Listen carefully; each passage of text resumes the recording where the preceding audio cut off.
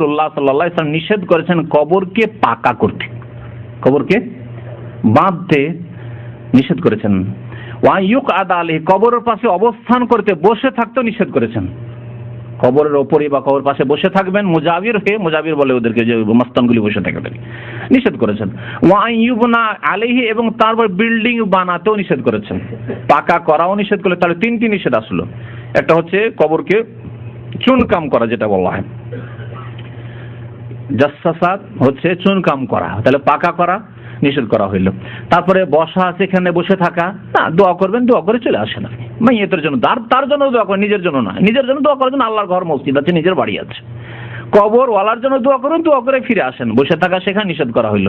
ঘর বাড়ি বিল্ডিং তৈরি করা আইয়ুবনা আলাইহি, তাও নিষেধ করা হইল, মুসলিম শরীফের হাদিস। কবর যদি বেশি উঁচা করে কেউ তৈরি করে, যতগুলি মাজারের পূজা হচ্ছে সেগুলি আধা হাতের বেশি উঁচা। নবী করিম সাল্লাল্লাহু আলাইহি ওয়াসাল্লাম বলেছেন আধা হাতের বেশি কোনো কবর উঁচা থাকবে না। যদি কোনো উঁচা কবর থাকে তার সাথে কি আচরণ করতে হবে শুনুন। কোনো কবর যদি পাকা থাকে তার সাথে আমাদের ফরজ দায়িত্ব কি করণীয় তা শুনুন। আবুল হাইয়াজ আল আসাদি রাহমাতুল্লাহি আলাইহি, আলী ইবনে আবি তালিব রাদিয়াল্লাহু তাআলা আনহু ছাত্র তাবেঈ, তিনি বলছেন কালালি আলী ইবনে আবি তালিব, আমাকে আমার ওস্তাদ আলী ইবনে আবি তালিব রাদিয়াল্লাহু তাআলা আনহু, নবী করিম সাল্লাল্লাহু আলাইহি ওয়াসাল্লামের প্রিয় জামাই, প্রিয় ভাই, চাচাতো ভাই, চতুর্থ খলিফায়ে রাশেদ, হাসান হোসেনের পিতা, ফাতেমা রাদিয়াল্লাহু তাআলা স্বামী রাদিয়াল্লাহু তাআলা আনহুম আজমাইন বলছেন, আলা আবআসুকা আলা মা বাসানি আলাইহি রাসূলুল্লাহ সাল্লাল্লাহু আলাইহি ওয়াসাল্লাম, তোমাকে কি এমন একটি গুরু দায়িত্ব দিয়ে পাঠাবো যে গুরু দায়িত্ব দিয়ে আমাকে রাসূলুল্লাহ সাল্লাল্লাহু আলাইহি ওয়াসাল্লাম একদিন পাঠিয়েছিলেন। তোমাকে একটি বড় দায়িত্ব দেব, যেটা পালন করতে হবে, যেই দায়িত্ব আমাকে একদিন রাসূলুল্লাহ সাল্লাল্লাহু আলাইহি ওয়াসাল্লাম দিয়েছিলেন। কি? দুইটি কাজ। আল্লাহ তাদা তিমসালান ইল্লা তামাসতাহু, কোন ছবি যদি পাও বা কোন মূর্তি যদি পাও তা নিশ্চিহ্ন করে দেবে। ছবি থাকে ছিঁড়ে ফেলে দাও, ভেঙে ফেলে দাও, হ্যাঁ, মূর্তি তৈরি করতে ভেঙে ফেলে দাও, নিশ্চিহ্ন করে দাও, তামাসতাহু, মুছে ফেলো। ওয়ালা কবরান মুশরিফান, আর যদি কোনো উঁচা কবর পাও, উঁচা হয়ে আছে, মাজারগুলি কত উঁচা করা আছে? কমপক্ষে এক হাত, দেড় হাত উঁচা করে পাকা করে বাঁধা আছে, বুকের উপরে একেবারে এত ভারী পাথর চাপা আছে যে আল্লাহ জানে বেচারাকে কত কষ্ট হচ্ছে।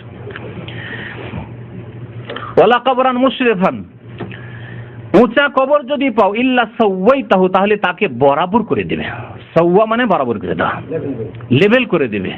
লেভেল করে দেওয়ার মানে ওই হাদিসকে সামনে রাখতে, যে হাদিসে বলা হয়েছে যে শিবির মানে আধা হাত উঁচা থাকবে কবর, এই আধা হাত উঁচা থাকবে এবং কাঁচা থাকবে, পাকা নয়।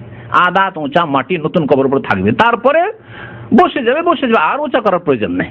পুরনো হয়ে গেছে, বসে গেছে, নেমে গেছে, আর উঁচা করা আর প্রয়োজন নেই, বরং জায়েজও নেই।